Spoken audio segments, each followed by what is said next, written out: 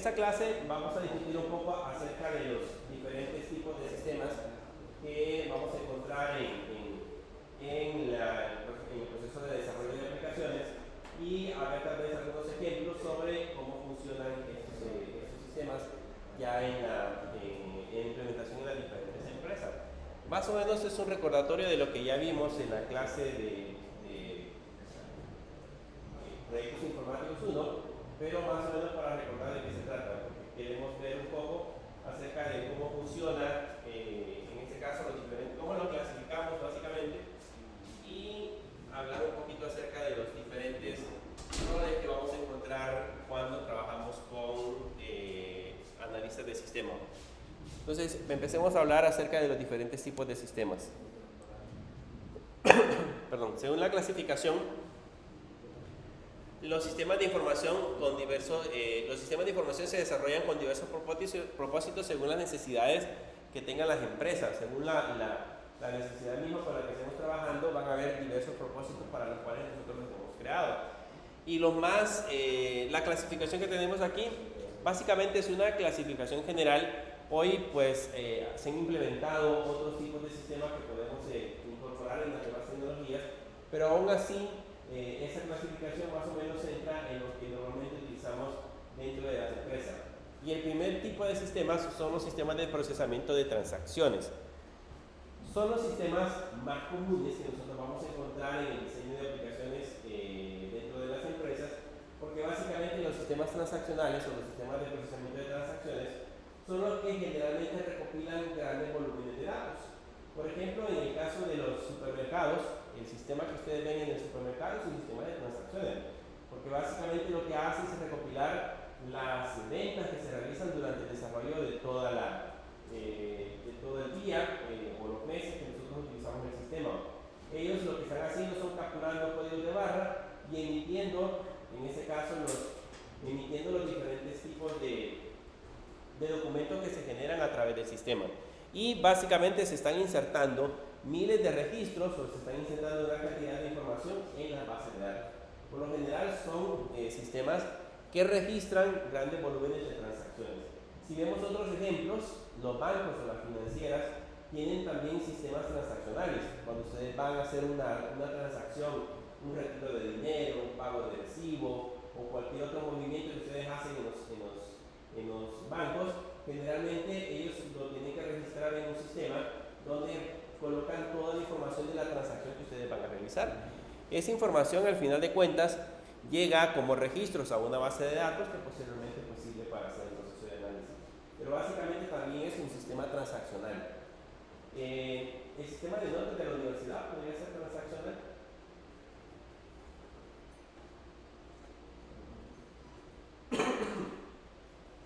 ¿Cómo ven ustedes el sistema de notas de la universidad?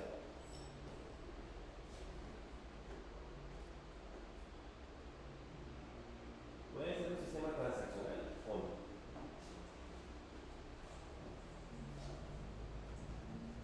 Si hablamos del sistema de la universidad, pues aquí, si se dan cuenta, cuando termina el ciclo, generalmente se le están alimentando grandes cantidades de información. Yo les dije la vez pasada, si la universidad tuviese, por ejemplo, un promedio de 7.000, 8.000 alumnos, y cada alumno en un ciclo recibe un promedio de 3 actividades, digamos 2 laboratorios y un parcial, entonces se están alimentando, imagínense, un total de 24.000 a 30.000 registros sobre la base de datos. Esos registros transaccionales empiezan a llegar cuando estamos, por ejemplo, en exámenes de parciales, que la gente o los maestros, nosotros empezamos a digitar información y luego después ustedes consultan esos datos a través del mismo sistema, en un sistema transaccional. Este también puede ser en este caso un sistema transaccional.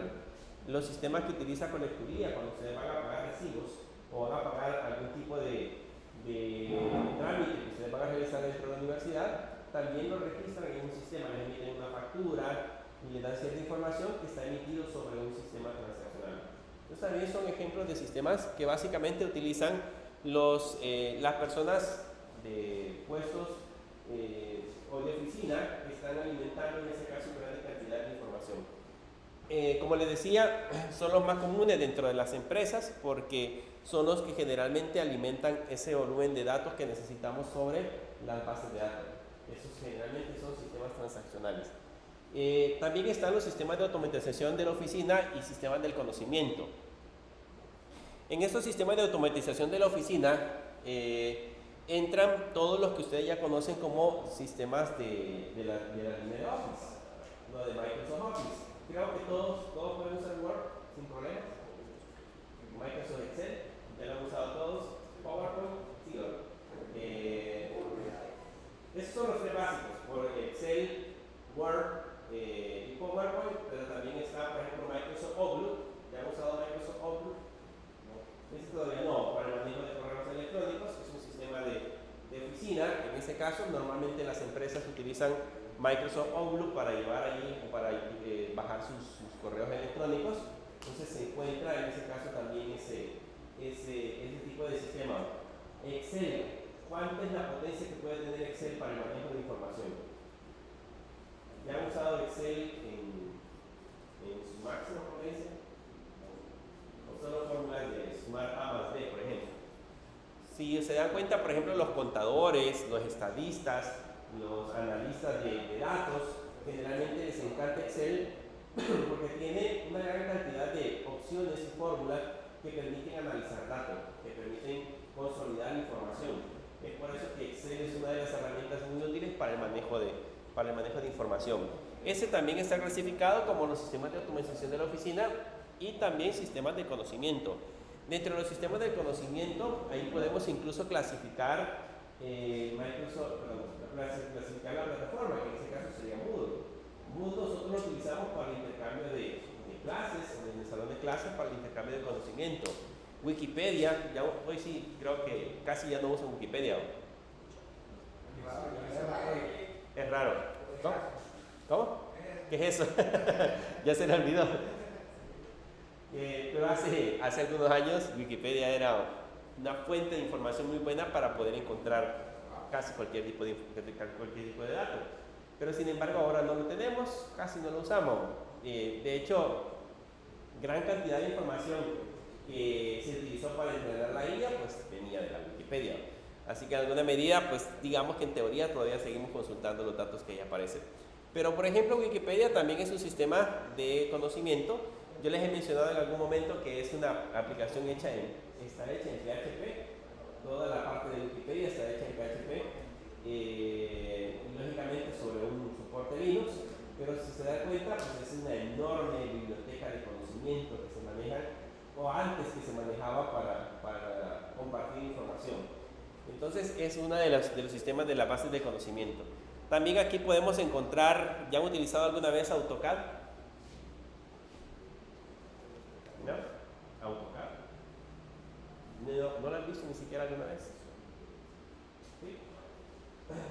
En el caso de AutoCAD, pues para nosotros, bueno, hay ciertas personas que piensan que porque ustedes son informáticos o trabajan en el área de informática, pues pueden manejar todo eso. Entonces a uno le dicen, mire, yo tengo AutoCAD y necesito hacer un plano de cualquier cosa, quiero que me ayude. Entonces uno le dice, pues, no sé, de informática, puedo instalarle el programa, puedo hacer que funcione el programa, pero de ahí en adelante, pues para poder utilizar hay que tener un montón de conocimientos de arquitectura o de ingeniería para poderlos implementar dentro de la aplicación.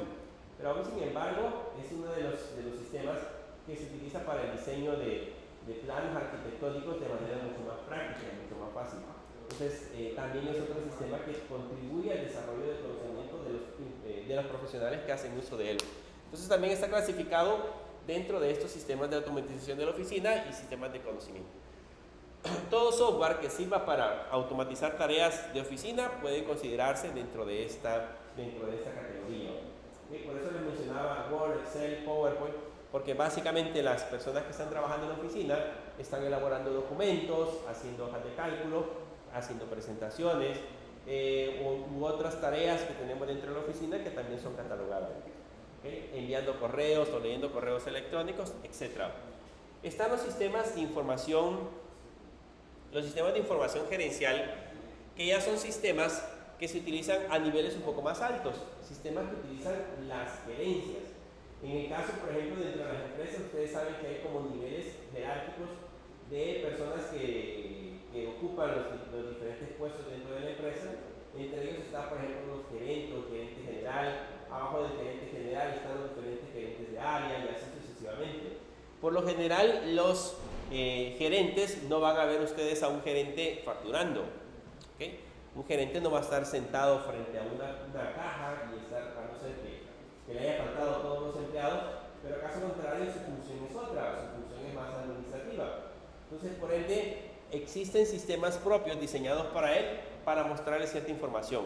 ¿Qué es lo que necesitan generalmente los gerentes? Imagínense un gerente de producción, necesita saber al final del día cuántas piezas se produjeron dentro de la fábrica. Necesita saber, por ejemplo, qué materiales va a utilizar o si existen materiales disponibles para poder empezar a producir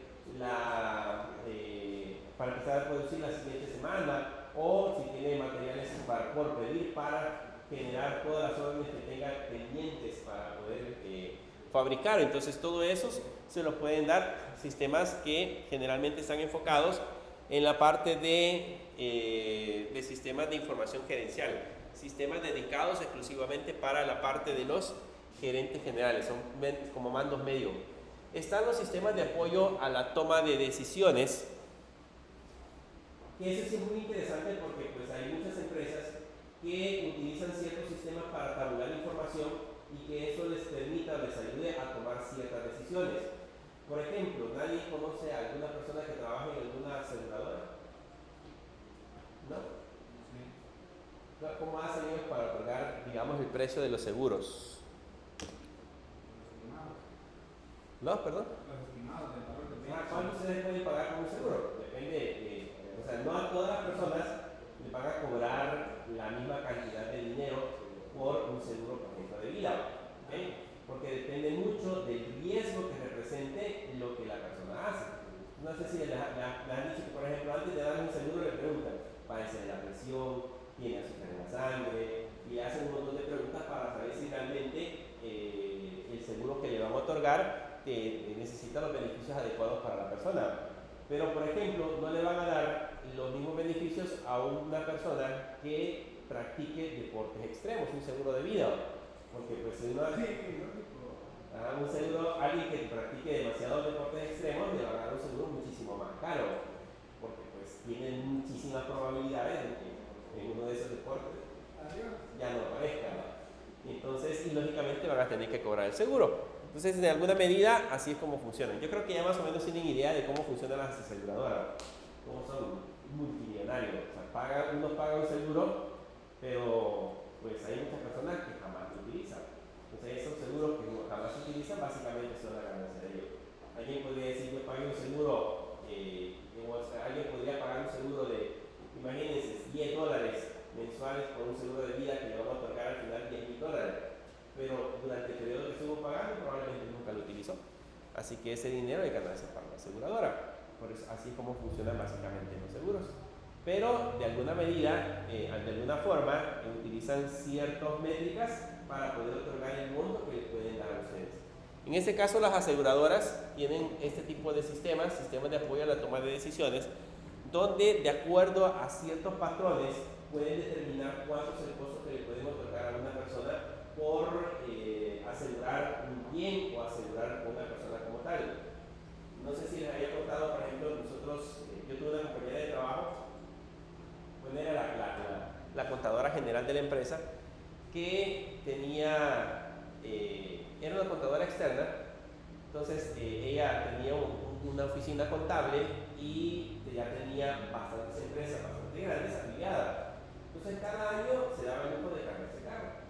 Cada año decía, voy a comprar el carro del año, y aparecía con su nuevo modelo. Pero lógicamente cuando ustedes tienen un carro nuevo del año, pues lo más recomendable es que se encuentre asegurado, porque en medio se lo tocan y pues duele hasta el alma que el carro nuevecito, recién, bueno, la pintura, la original, y la deje toda rayada. Entonces, la persona que lo golpea ni le responde. Entonces, para eso existen los famosos seguros. Entonces, esta persona con ella, siempre se compraba un carro y lógicamente tenía la obligación de asegurarlo para que le garantizara que no tuviera ningún inconveniente. Pues curiosamente vamos a llamar de esa manera, porque los carros con los que sacaba siempre tenías una serie de accidentes o percances que se generaban en ciertas situaciones. Hubo uno de los últimos que yo recuerdo que dice que acababa de comprar el carro, un carro del año, y fue a un lugar en San Salvador, en aquel entonces donde era muchísimo más peligroso andar por ciertas colonias en San Salvador. Fue a un lugar en San Salvador y dice que lo dejó parqueado solo unos minutos. O sea, entró a la oficina, fue a traer algunas cosas y cuando regresó lo encontró embancado. Se habían llevado las 4 llantas con los rines especiales que tenían las 4 llantas. Entonces, lógicamente, pues el momento fue incómodo, pero le tocó que llamar a la aseguradora. Y la aseguradora, según la póliza, pues le repone las 4 llantas, o sea, le tiene que comprar los 4 rines. Y si son rines muy especiales para esa marca de carro, más del año, pues no son tan baratos. Al final de cuentas, ella no tuvo que pagar, pero como les digo, le generó ese problema. Después, como semanas después, cuando llegó a visitarnos a nosotros ahí a la empresa donde estábamos, saliendo de la oficina iba cuando le pegó otra persona. Tuvo un accidente y pues nada mala suerte le pegaron. Tuvo que llamar otra vez a la aseguradora para que se lo mandaran a pintar. Total que tenía inconvenientes muy seguidos. Muchas veces esos inconvenientes, bueno, la mayoría no eran culpa de ellos, pero mala suerte. El siguiente año, cuando le tocó de nuevo renovar el seguro, la aseguradora le dijo que ya no se le iba a asegurar porque era una persona de alto riesgo. O sea, era una persona de alto riesgo. O sea, al final de cuentas, lo que había pagado, creo que solo por los rines, ahí había desquitado un poco lo que había pagado del seguro, más la pintada que le dieron y así sucesivamente, así que salía demasiado caro. ¿Perdón? Claro, tenía carro nuevo. Tenía carro nuevo, entonces por eso ya no se aseguraron, tuvo que buscar a otra aseguradora. Pero ¿qué es lo que hicieron las aseguradoras? Básicamente llenaron toda esa información en un sistema y el sistema lo cataloga, le da como una ponderación y le dice el nivel de riesgo que puede representar esa persona.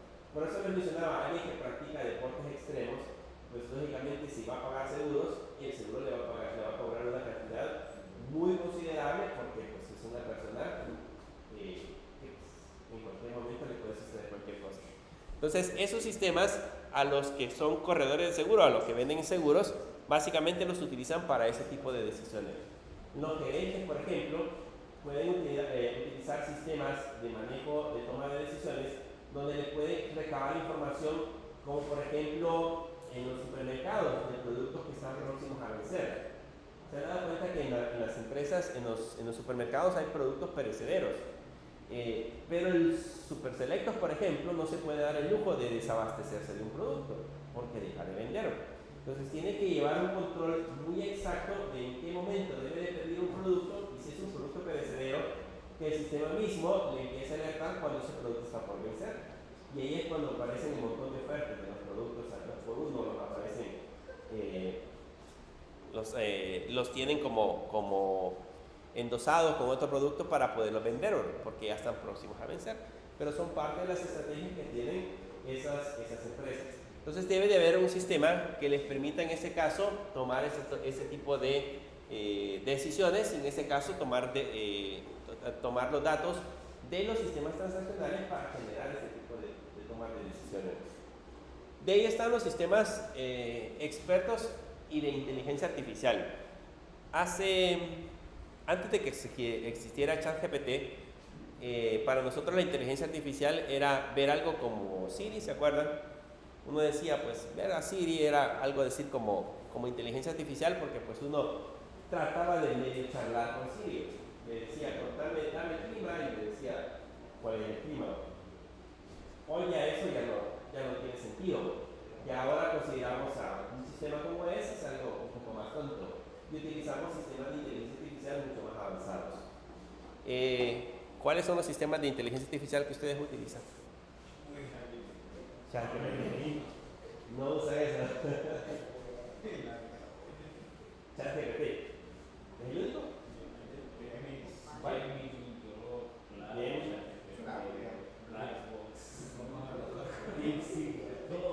De todo. El primero que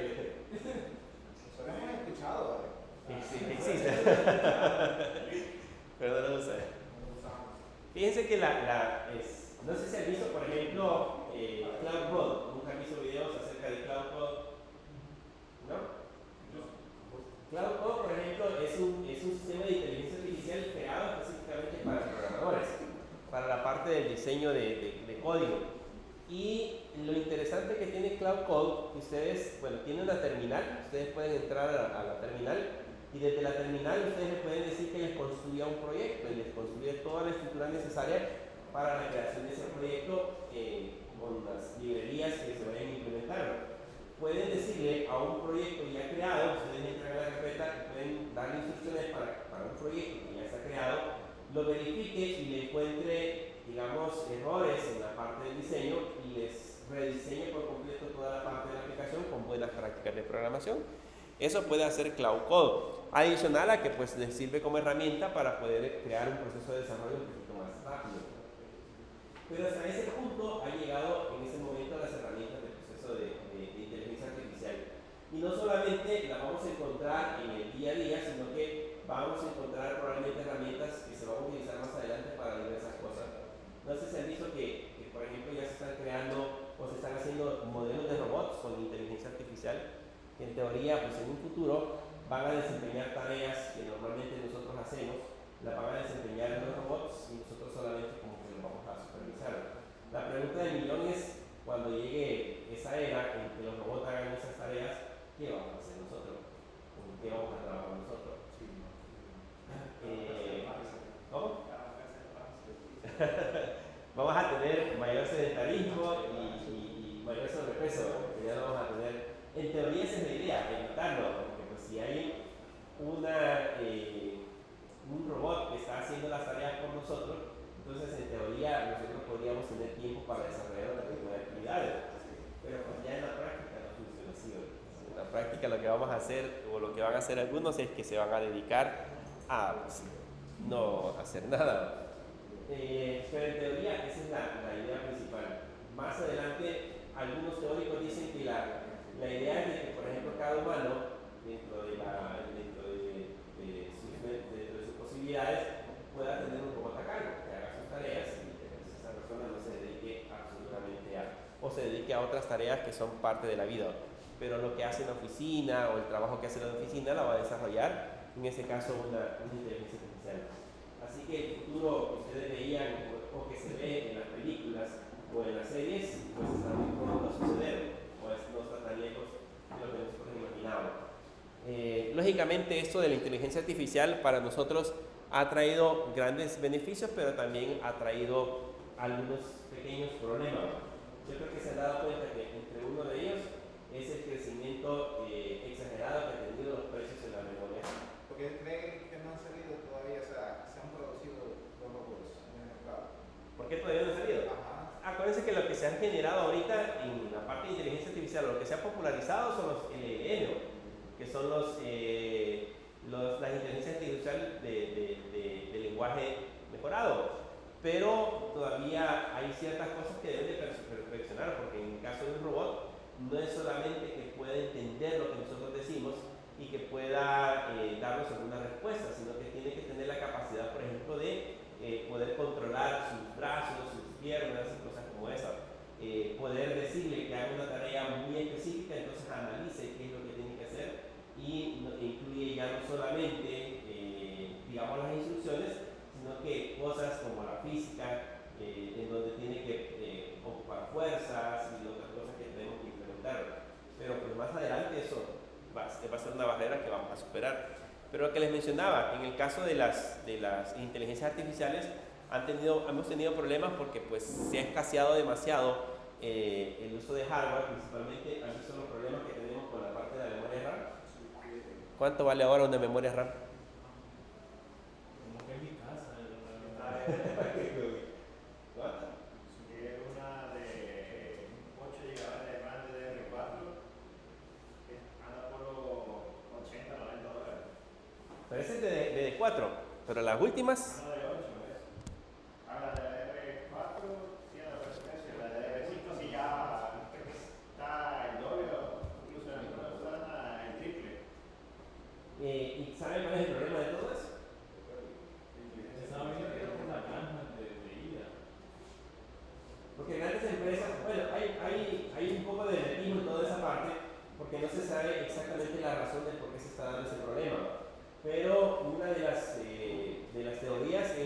dicen de que las grandes empresas, como en el caso de Nvidia, han hecho grandes pedidos de memoria RAM y a nivel mundial creo que solamente hay 3 empresas que producen memoria RAM. O sea, nosotros vamos a encontrar marcas de diferentes tipos de memoria RAM, pero si las destapan, si las empiezan a abrir, los chips de memoria RAM son de 3 empresas en específico. Entonces, no sé si hay unas empresas que están en Corea del Sur, otras, no sé en qué país están, menos, no sé si hay en Estados Unidos, pero la cuestión es que esas son las 3 únicas empresas que dominan el mercado de memorias. ¿Se imaginan qué va a pasar? ¿Será verdad eso que significaba que uno utiliza una inteligencia artificial cuando le preguntan que consume no sé cuántos litros de agua? Que era todo es mentira. Lo que pasa es de que lo que hace es que consume energía, traducir esa energía en cómo se genera, cómo se construye cómo se construye en ese caso la energía, es muy probable en estos cálculos. Realmente, una de las cosas que dicen que eso se está generando mayor consumo de recursos en el planeta y pues, lógicamente estamos teniendo más problemas, que va a contribuir incluso al aumento en la parte del calentamiento global, por si no logramos de alguna manera economizar lo que estos data centers consumen. Pero sí es muy probable, si lo hacen en cálculos, probablemente consumimos un montón de agua. Puede hacerlo. Pero eso lo vamos a ver más adelante. Pues eso no se detiene, no significa de que porque consumimos demasiada energía o porque los recursos están o las cosas están un poco más caras, eso no sigue desarrollándose. Las empresas siguen invirtiendo en inteligencia artificial y vamos a tener sistemas de inteligencia artificial mucho más modernos más adelante, probablemente. Pero ahí lo vamos a dejar con los sistemas de información. Ahora probablemente las empresas lo que nos van a pedir cuando ya estemos trabajando en el proceso de desarrollo van a ser sistemas que se conecten a los LLM o que puedan hacer tareas automatizadas haciendo uso de decisiones un poco más complejas. También se encuentran dentro de los sistemas de apoyo a la toma de decisiones en grupo y sistemas de trabajo colaborativo. Uno de los sistemas de trabajo colaborativo es Microsoft Teams. ¿Ya lo han usado alguna vez? Microsoft Teams. Es uno de los productos de Microsoft. A nivel empresarial es muy bueno porque permite mantener conectados de alguna manera diferentes grupos empresariales dentro de las diferentes compañías. En ese caso, por ejemplo, las Microsoft Teams le permite hacer reuniones grupales similar a como lo hacemos con Google Meet o similar a como lo hacemos con otros sistemas de comunicación, pero tiene herramientas adicionales para poder compartir datos. Ustedes pueden en tiempo real, por ejemplo, estar compartiendo información con otros equipos y esa información pueden estarla digamos, enviando a cada uno de los miembros para poder tomar decisiones. Entonces, ese es un buen elemento. En el caso también, otras herramientas de tipo colaborativas ya han utilizado las herramientas de Office de Google, por ejemplo, Google Sheet, por ejemplo, o Google Doc para la redacción de documentos. Ustedes pueden tener abierto un documento de Google Docs y 2 o 3 personas pueden estar trabajando en el documento en tiempo real. Ustedes están digitando y otra persona también está digitando y están construyendo el mismo documento en tiempo real. Entonces, esas también son herramientas colaborativas y que en alguna forma contribuyen también a la parte del sistema de toma de decisiones en grupo. Cuando hablamos de varias personas comunicándose, básicamente nos referimos a sistemas de comunicaciones en grupo. Y hay varias herramientas, no solamente Microsoft Teams, no sé si han escuchado acerca de Slack. Slack, por ejemplo, es otra herramienta a nivel corporativo que permite mantener comunicados a miembros del equipo para poder, en este caso, también hacer el proceso de toma de decisiones. Y por último, están los sistemas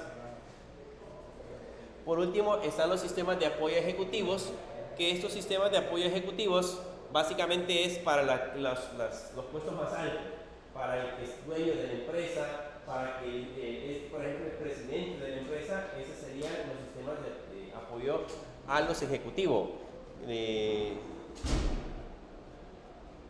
los sistemas de apoyo a los ejecutivos. Si vemos un poquito la pirámide, ahí vamos a darnos cuenta en qué niveles de la pirámide o dentro de la empresa afectan los diferentes sistemas. Por ejemplo, los sistemas transaccionales, que son a nivel operativo, generalmente lo utilizan más los gerentes operativos, los gerentes de área. Los sistemas de trabajo, de conocimiento o sistemas de la oficina, que son utilizados principalmente por trabajadores de conocimiento y de datos, o sea, gente que está trabajando directamente en las oficinas y que está generando información.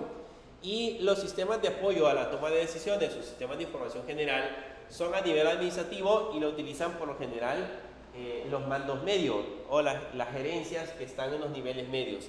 Y por último, los sistemas de apoyo ejecutivos, que ya son a nivel estratégico, lo utilizan los directores.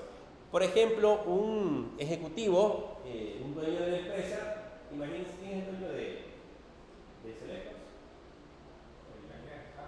Carlos Callejas. ¿Creen ustedes que a Carlos Callejas le interesa saber cuánto fue la venta del día de la caja número 1 de Selecos Santa Ana? No, a él le interesa a nivel macro, ¿ok? Les interesa saber cuánto vendió la sucursal de Santa Ana, por ejemplo, Santa Ana Metrocentro.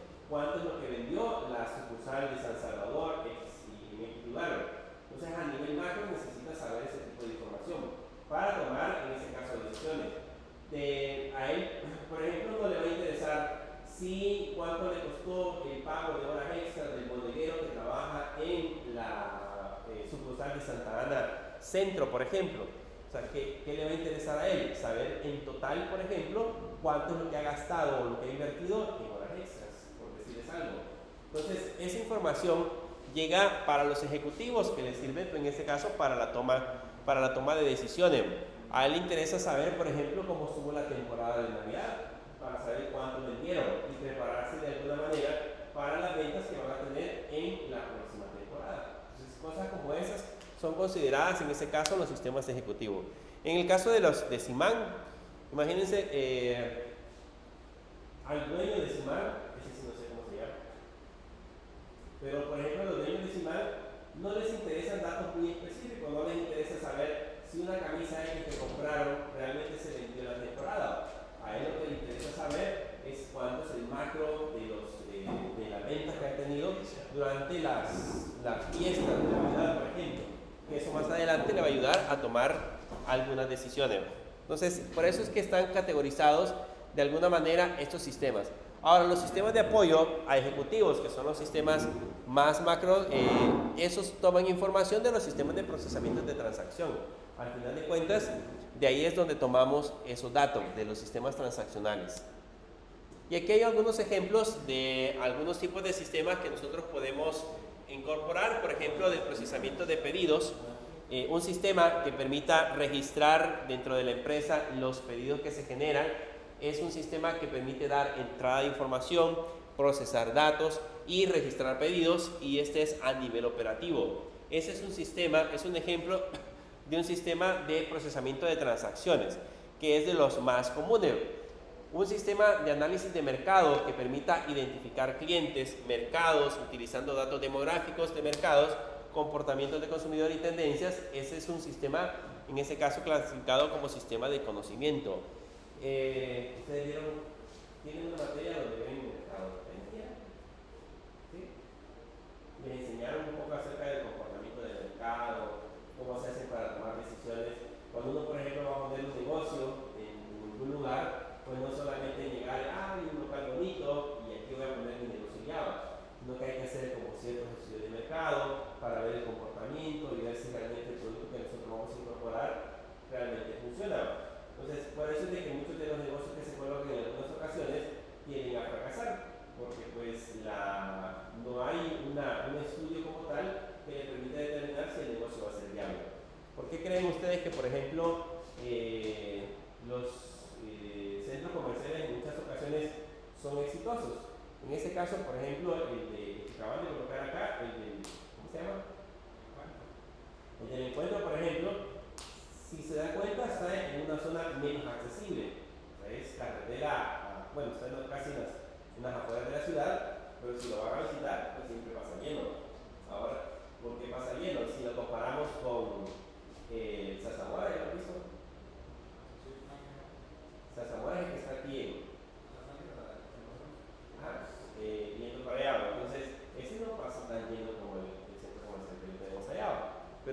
sucede eso? Mucho tiene que ver la publicidad, mucho tiene que ver el estudio de mercado, mucho tiene que ver los tipos de comercio que se asocian o que se le colocan ahí, etcétera, etcétera. Entonces, hay sistemas que permiten introducir toda esa información y que permiten hacer ese tipo de análisis de mercado, que permiten en alguna medida tomar decisiones para, por ejemplo, lanzar productos, lanzar una empresa, plantear un nuevo negocio, lanzar una nueva sucursal, etcétera, etcétera. Están también los sistemas de análisis de fijación de precios. ¿Alguien de aquí tiene negocio? ¿O sus familiares tienen negocio? ¿Sí? ¿No? ¿Cómo hacen para fijar el precio? Porque a veces, más que todo es porque es panadería, pero si... Es panadería. Ellos tienen precios para los vendedores y tienen precios para clientes normales. A los vendedores usualmente precios tienden a bajar, pero ya si es un precio normal, yo como una bandeja de pan, viene costando $2.50, $2, y ya a los vendedores se les... Ajá, nada menos. También diciendo como $1.75, depende de qué tipo de pan, de cuál sea. Pero ¿cómo hicieron para fijar el precio, para saber cuánto iba a ganar? Así, empíricamente. Vamos a dar los 50. O quizás lo que ya sea el material que fueron los ingredientes, cómo se elabora, cuál es el proceso que lleva ese pan. Ahí se fijan los precios. Fíjense que en el caso suyo, porque es producto que se fabrica, entonces es un poquito más complicado fijar los precios. Pero por ejemplo las empresas que se dedican a comprar y vender, una comercial, imagínense que compra una refrigeradora y la refrigeradora al costo le cuesta $200, ¿cómo sabe o cómo calcula el precio al que lo va a vender? Generalmente ellos ponen como un marco de ganancia y dicen más o menos el precio de costo le voy a ganar un 30 o un 40% o un 50% y eso es lo que les establece como precio de venta. Las farmacias, no sé si se han dado cuenta que ¿por qué las farmacias no cierran? Hay varias farmacias que uno ve que casi no venden, pero ahí están siempre funcionando porque las farmacias tienen un margen de ganancia muy bueno. O sea, yo he visto, por ejemplo, precios de medicinas que las venden al 200% o un poquito más del 200% del precio original. Entonces, el precio de costos, por decirles algo, le cuesta una pastilla, le cuesta $1 y se la venden a $2, $3 y así es el margen de ganancia. Pero digamos de que a nivel empresarial existe una fórmula, existe una manera en la cual nosotros podemos hacer este proceso, el proceso de fijación de precios. Fíjense que en el caso de su compañera que dice que fabrican, por ejemplo, el producto, los materiales con los cuales fabrican, al final de cuentas, determinan un precio, pero no es el precio real, porque a ese precio real, que solamente incluye los materiales, tienen que agregarle el pago de la luz, o tienen que prorratear el pago de la luz, el pago de local, si tiene local, el pago de local, el pago de los empleados. Todo eso tiene que ser prorrateado para al final de cuentas determinar un precio de costo real y en base a eso determinar también cuánto es la ganancia que obtiene por el producto que se ha generado. Nosotros yo trabajé en una fábrica donde el dueño de la empresa tenía un sistema de fijación de precios muy peculiar.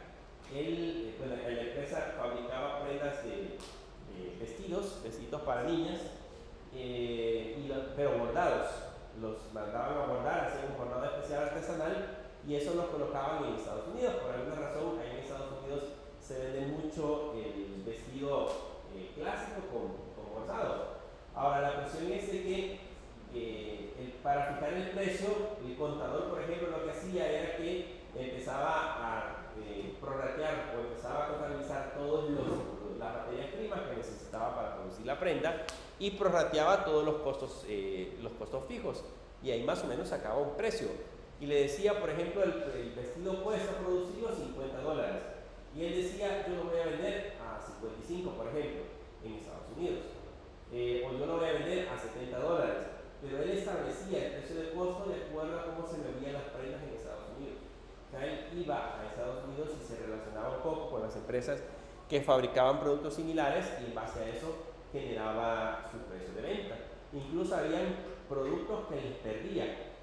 O sea, él decía, el precio cuesta $50, yo lo voy a vender en 45, pero lo ponía a ese precio solo por el hecho de que el vestido estuviera en las tiendas más prestigiosas de Estados Unidos, porque eso le daba presencia a la empresa y podía vender otras prendas a un precio mucho más alto. Entonces, pero nosotros incluso con el contador dentro de la empresa creamos un sistema de fijación de precios que más o menos le daba un estimado de cuánto debería vender las prendas, pero pues no le hacía caso. Ahí aparecía el listado de todo lo que le costaba producir las prendas, pero al final de cuentas él agarraba su propio listado y decía, esto va a costar tanto, y establecía sus propios costos. Pero básicamente porque él conocía el mercado en Estados Unidos y en base a eso trataba de venderlo. Sin embargo, estos sistemas, como les mencionaba, hacen ese proceso. Por ejemplo, prorratear materias primas, saber cuánto es lo que se produce. Por ejemplo, la receta que tienen para producir pan, pues en base a eso se saca más o menos un precio estimado de cuánto es lo que costaría, en ese caso, producir un pedacito de pan nada más. Entonces, de ahí se establecen precios de costo. Esos sistemas son básicamente sistemas de tipo administrativo. Y están los sistemas de pronósticos de tendencias de ventas que sirven para preparar pronósticos de ventas a 5 años, por ejemplo, que son nada más a nivel estratégico. ¿Creen ustedes que, por ejemplo, Microsoft tiene sistemas sistemas para poder pronosticar tendencias de ventas de sus sistemas operativos?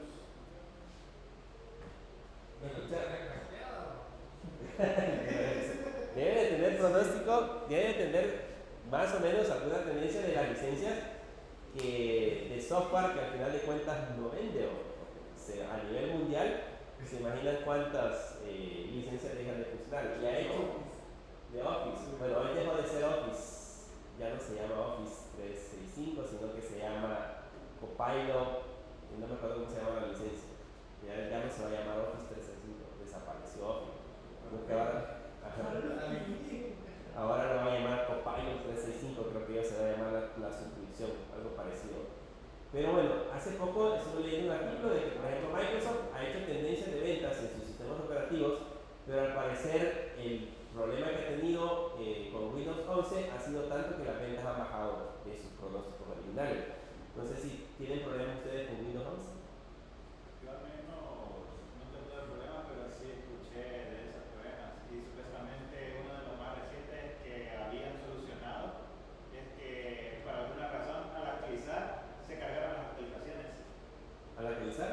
Al actualizar una pequeña actualización que habían hecho, hizo de que dejaran de funcionar las actualizaciones. Dejaran de actualizar.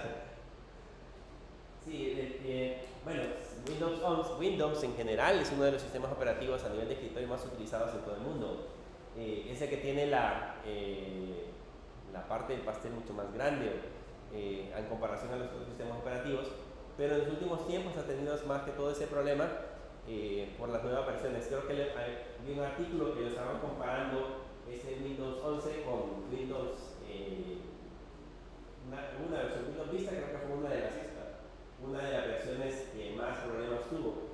Entonces que lo estaban comparando con uno de esos, que era muchísimo más estable Windows 10 en comparación a Windows 11. Pero por ejemplo esos problemas que generan en sus tendencias de ventas tienden a bajar, tienden a perder ciertas cantidades de dinero. Hoy le están apostando más a la inversión en inteligencia artificial, pues por todo el auge que tenemos con respecto a ese tipo de elemento. Pero de alguna forma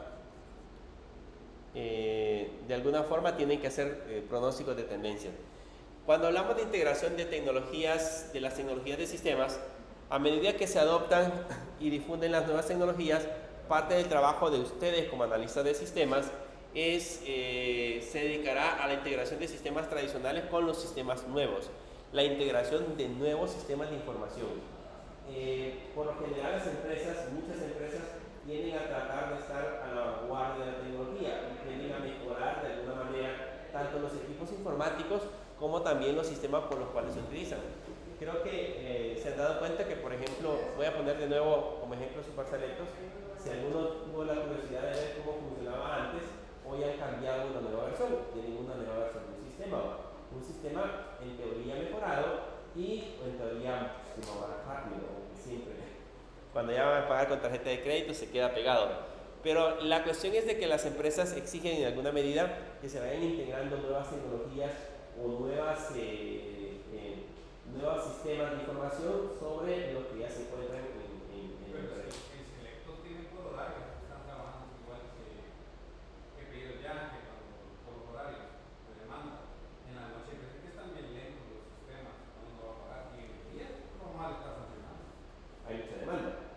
Pero es que lo que pasa es de que ahí tienen que controlar los picos de información, porque si el sistema lo tienen centralizado, lógicamente el servidor cuando recibe mayor tráfico va a tender a ser más lento, entonces necesita en alguna medida subir los recursos. Y si no tienen un sistema de balanceo de carga que permita crecer de manera elástica o de crecer cuando no haya muchas transacciones, pues sí va a tener esos problemas, que en horas picos se va a volver lento. Se da cuenta que, por ejemplo, si ustedes ven pedidos ya, ¿alguna vez han sentido lento? ¿Ya han sentido lento? ¿A qué horas? ¿Pero es súper lento? No, súper lento no, pero Es más lento. Pero digamos, fíjense que ellos, por ejemplo, tienen un sistema de balanceo elástico. En ciertas horas del día se aumenta la cantidad de servidores que están suministrando información y a las horas de menos tráfico disminuye. Pero es automático, o sea, no tiene que haber una persona que esté dando un clic para que se aumenten los procesos, sino que es automático. El sistema detecta cuando hay una gran cantidad de peticiones y empieza a aumentar los recursos automáticamente en el sistema que ya tienen integrado. Eso lógicamente son nuevas tecnologías, sistemas que incluyen procesamiento en la nube. La nube por lo general es una nube más elástica y eso hace en alguna medida que los sistemas también puedan crecer de manera incremental. Entonces, de alguna forma, las nuevas tecnologías que se van implementando hacen que las empresas también integren estos nuevos elementos dentro de su patrón, dentro de su comportamiento, dentro de los sistemas que generalmente usan en la parte de las transacciones. Las aplicaciones móviles es un ejemplo clásico. Muchas de las empresas han implementado el uso de aplicaciones móviles porque de alguna forma también ayudan a que el usuario que utiliza más el teléfono móvil, entonces sea mucho más fácil utilizar los servicios de las empresas. Hace años yo les mencionaba que, por ejemplo, en la banca eran raros o casi no había la banca en línea que tuviera aplicaciones móviles. Hoy todas las bancas en línea, incluyendo hasta las cooperativas, han incluido dentro de su catálogo de servicios una aplicación móvil, que son tendencias a utilizar en ese caso, a utilizar nuevas tecnologías. En el caso de nosotros, lo que tenemos que hacer es tratar siempre de implementar ese tipo de tecnologías dentro de las aplicaciones. Esas nuevas tecnologías son, por ejemplo, aplicaciones de comercio electrónico o sistemas web. La tendencia ahora a que se generen, digamos, aplicaciones de comercio electrónico es muy común. Las empresas quieren vender sus productos y servicios a través de Internet, porque muchas de las personas compran ahora a través de Internet, entonces tienen que ofrecer esos productos. Yo siempre les pongo como ejemplo, en el caso de aquí de Santa Ana, pues Simán con la pandemia, por ejemplo, no sé si alguna vez compraron ustedes en línea, en Simán había nada más un puestecito, un mueble, donde había una persona que estaba esperando y atendiendo los pedidos en línea. Después, conforme fue avanzando todo el proceso de modernización, ahora ya no hay un puestecito, sino que ahora es un lugar específico donde uno llega a hacer reclamos por los pedidos en línea. Eso significa que la tendencia a comprarse en Internet ha aumentado. Las personas algunas veces prefieren comprar a través de Internet que tal vez hacer enormes colas por comprar un tipo de producto. Entonces, esos son sistemas de comercio electrónico y sistemas de web. Están los sistemas de planificación de recursos humanos, de recursos empresariales. ¿Se acuerdan de los ERP? Yo les mencioné en el ciclo pasado que esos sistemas empresariales, entre uno de ellos, el más famoso uno de los más famosos se llama SAP. Yo creo que les mencioné que una de las empresas que yo conozco aquí en Santa Ana implementó SAP. Es una empresa un poco grande, implementó SAP y le costó alrededor de $5 millones implementar SAP. estamos hablando de implementación de SAP, capacitaciones, instalación del programa, los servidores, la licencia misma del uso de la aplicación, etc. Así que este es un sistema ERP muy completo que también las empresas utilizan para el desarrollo de sus actividades diarias. La ventaja que tiene este SAP es que es bastante personalizable, o sea, ustedes pueden entrar a ese sistema y hacer varios cambios de manera automática dentro de las aplicaciones, es mucho más simple. Están los sistemas para dispositivos inalámbricos o portátiles, que son los dispositivos móviles. Ya sabemos ahora que se utiliza mucho la parte de diseño de aplicaciones móviles.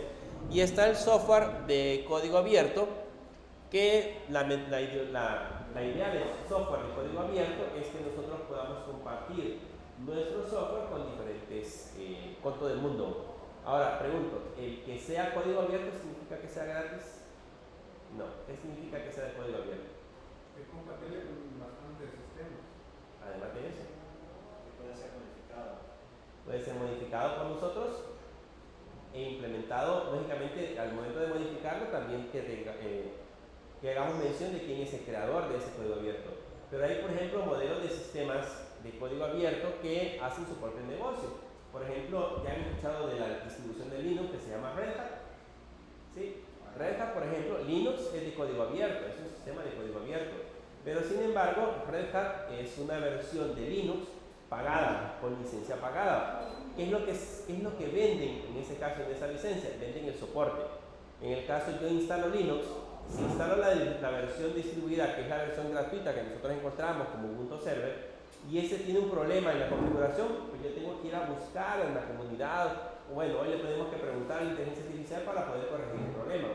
Y si realmente es un problema grave, tenemos que esperar a que la comunidad corrija el error para que nosotros podamos modificarlo.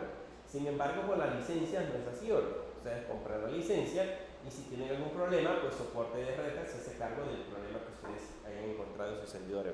Entonces, aunque es de código abierto, aún así la idea es que siga siendo de alguna manera rentable. Si no Linux, dejaría de ser Linux. ¿Okay? En el caso de quién es el creador de Linux, Linus Torvald, no es pobrecito, no. Tiene ingresos lógicamente por la creación del sistema operativo, pero sigue siendo gratuito y nosotros podemos descargar incluso el código fuente y poderlo modificar. Esa es la ideología que se creó hace años con el diseño de sistemas operativos de ese tipo. ¿Cuál es la necesidad del análisis de sistemas? ¿Creen ustedes que es necesario los análisis de sistemas en las empresas o ya no son necesarios hoy con la inteligencia artificial? Ya no es necesario que llegue alguien a hacer un análisis o levantamiento de datos en las empresas para poder determinar cuáles son los requerimientos que tenemos dentro de una aplicación. Siempre es necesario. El analista y diseño de sistemas, tal como lo realizan los analistas de sistemas, tiene como propósito analizar sistemáticamente el flujo de datos, procesar y transformar información, el almacenamiento y datos de salida de información en el contexto de la empresa en particular. O sea, ustedes son los que deciden qué tipo de base de datos vamos a utilizar, ustedes son los que deciden qué tipo de hardware vamos a implementar, ustedes son los que deciden en qué lenguaje de programación se hace mejor diseñar la solución que necesita para la empresa. Entonces el analista de sistemas tiene todas esas tareas. Más aún dice que el analista de sistemas se emplea para analizar, diseñar e implementar mejoras en el funcionamiento de las empresas a través de sistemas de información computarizados. La idea de los sistemas de información en las empresas es hacer el trabajo más fácil. Esa es la idea principal. Que el trabajo de las personas que laboran dentro de la empresa lo desarrollen de manera más simple. Ahora, hay muchos casos en donde los sistemas pues, nos ahorran trabajo y en otros que nos dan más trabajo. ¿Cuáles son los diferentes roles que vamos a encontrar en los analistas del sistema? Está el rol de consultor de analista de sistemas, que este es básicamente como un consultor externo. Imagínense que la universidad necesita mejorar los sistemas que ustedes tienen actualmente, que ustedes utilizan dentro de la empresa. Entonces, en este caso, si ellos contratan un auditor externo o un analista externo, él lo que va a venir a hacer es analizar el contexto para el cual fue contratado y proporcionar mejoras, ¿no? En este caso, dar soluciones a esos problemas. Está también el analista de soporte y técnico de analista de sistemas. si ustedes necesitan un especialista en bases de datos, porque su base de datos es lenta, porque su base de datos está saturada o porque necesita mejorar alguna parte, pueden contratar un administrador específico de bases de datos que haga el proceso de mejora en ese sistema. Y está el rol de agente de cambio del analista de sistemas, que este es el rol más completo que ustedes pueden encontrar, en donde es la persona que trabaja de manera interna dentro de la empresa y que se encarga de proponer cambios que corresponden en este caso al análisis de sistemas. Ese analista de sistemas es el que se encarga de estar dentro de la empresa y analizar por completo toda la problemática que podamos tener en el proceso de automatización de sistemas y dar la solución adecuada dependiendo de los temas que se vayan dando. Ustedes tienen que estar ahí dentro de la empresa trabajando de la mano con todos los que están involucrados dentro del diseño de aplicaciones. Ahora, ¿cuáles son las cualidades que debería de tener un analista de sistemas? Si ustedes quieren ser analista de sistemas, ¿cuáles deberían de ser sus cualidades? Primero, un solucionador de problemas. ¿Qué se debería hacer un solucionador de problemas? ¿Les gustan los problemas a ustedes? Más cuando no encontramos solución. Es un poquito más complicado. Pero en el caso, un analista de sistemas debería de ser un solucionador de sistemas, una persona que sea capaz de plantearle soluciones a los diferentes problemas informáticos que se vayan a presentar dentro de la empresa. Debe de contar con capacidad para afrontar sistemáticamente cualquier situación mediante la correcta aplicación de herramientas. A ustedes les van a decir, mire, necesitamos implementar una aplicación móvil. Ustedes van a tener que decidir si la aplicación móvil va a ser una aplicación híbrida o va a ser una aplicación nativa, por ejemplo. Entonces, en ese sentido, dependiendo del caso, la situación que se vaya a dar, ustedes van a proporcionar o van a decidir cuáles son las herramientas necesarias que se van a utilizar para solucionar ese problema en especial. Por eso, en este caso, es el que se encarga de aplicar en este caso esas herramientas. Debe de ser un comunicador. ¿Un qué?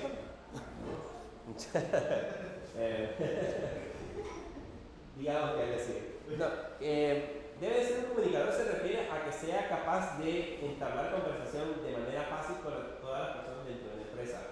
¿Es para ustedes fácil entablar comunicación con algún desconocido? ¿No? Depende de desconocidos. Vean, no sé si se han dado cuenta, si alguna vez, por ejemplo, han viajado en bus para San Salvador. Yo viajé para San Salvador, llegué por 8 años, 9 años más o menos, para la empresa que trabajaba en San Salvador. Y durante todo ese tiempo, en algunas ocasiones siempre me encontraba una persona que se sentaba justamente a la par mía y yo con ganas de dormir, porque pues por el deseo y empezaba a platicar de cualquier cosa, o sea, empezaba a sacar plática de cualquier cosa y pues ahí iba entretenido durante todo el camino. Yo solo me preguntaba de dónde me salen tantas preguntas o de tantas cosas que hablar. Pero, por ejemplo, esa es una habilidad que debe de tener un analista de sistemas, capaz de poder sacar conversación de casi cualquier cosa. Nosotros tenemos una persona en la empresa que es como el vendedor, que esa persona cuando llega a la oficina del cliente saca conversación, no es mentira, de cualquier cosa que se le ocurra. Ve una fotografía, hace poco fuimos con un cliente que tenía una fotografía de esa persona jugando pádel, y desde ahí empezó a platicar, se juega pádel, en dónde juega pádel, algún día vamos a jugar, etcétera, etcétera. Sacó conversación de todo eso. Lógicamente, en el camino, conforme le iba sacando conversación, pues le empezó a vender el producto. Le empezó a vender el producto que nosotros íbamos a proporcionarle. Pero, por ejemplo, esa habilidad es muy curiosa. O sea, empieza a revisar el entorno, un poco el entorno, y a partir de ahí empieza a sacar un montón de conversación. Entonces, esa capacidad debe tener en ese caso un analista de sistema. Debe tener suficiente experiencia en sistemas. Hay empresas que han contratado analistas de sistemas que, por ejemplo, es un contador público. Yo he visto casos así, o es un administrador de empresas, y el administrador de empresas es el analista de sistemas. ¿Creen ustedes que un contador público o un administrador de empresas o un ingeniero industrial, por darles un ejemplo, podría ser un buen analista de sistemas? No conoce el área. ¿Cómo? No conoce el área. No conoce el área, no conoce acerca del sistema, no conoce acerca del lenguaje de programación, no conoce acerca de tecnología, de proceso de desarrollo. Él conoce de su área. Es un contador público, conoce acerca de números. Si es un administrador de empresas, conoce acerca de cómo puede tomar decisiones dentro de una empresa, pero no conoce en sí cómo funciona la parte del análisis de sistemas.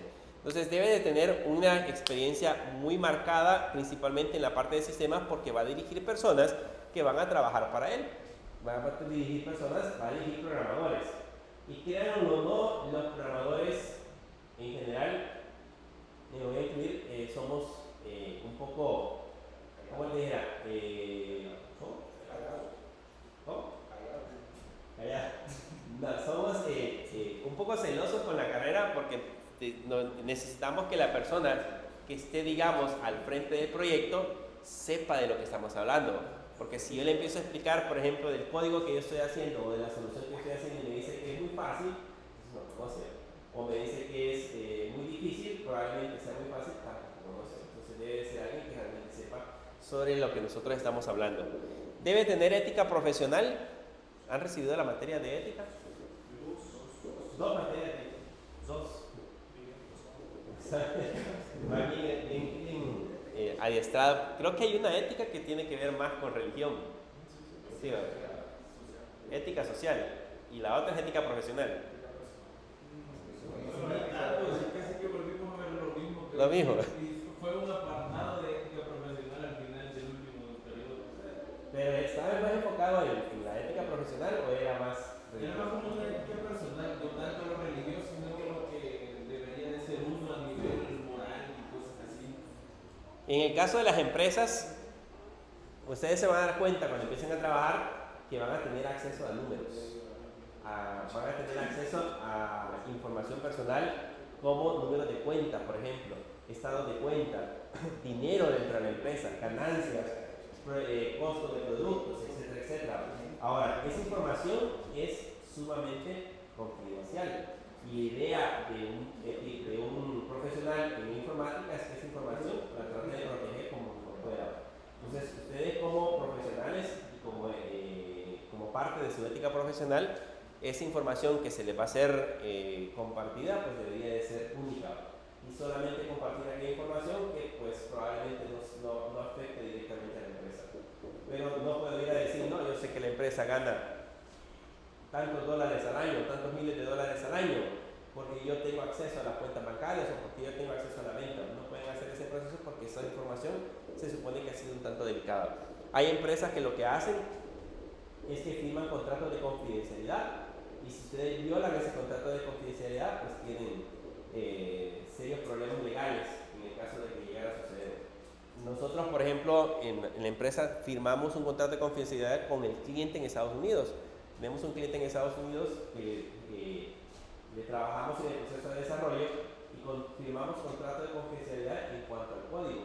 No podemos reutilizar el código, ni mucho menos podemos revenderlo, porque es dueño el dueño de la empresa. Y si llegara a suceder algo como eso, pues hay serios problemas legales que dice el mismo contrato de confidencialidad. Así que eso sí debemos de considerarlo. Y debe de ser autodisciplinado y tener capacidad de automotivarse. ¿Se automotivan ustedes todas las mañanas? ¿Claro? Con este frío para bañarse. Ahí tiene que ahí sí tiene que motivarse. Tiene que pensarlo. Bien, esa parte de automotivarse, incluso autodisciplinarse, principalmente porque como les decía, va a dirigir personas, va a trabajar con procesos un poco complicados, entonces de alguna manera debería de ser autodisciplinado. Y eso de automotivarse, pues va a tener, en una empresa va a encontrar un montón de problemas. En ese montón de problemas debe siempre pues tener la motivación muy en alto para lograrlo resolver. Porque pues es bien difícil algunas veces trabajar con un montón de personas, principalmente por ejemplo cuando son personas que tienen un carácter muy difícil, muy complicado. Entonces se le complica también al que está encargado para poderlo llegar a homologar. Entonces eso es también parte de lo que debe de hacer un analista de sistemas.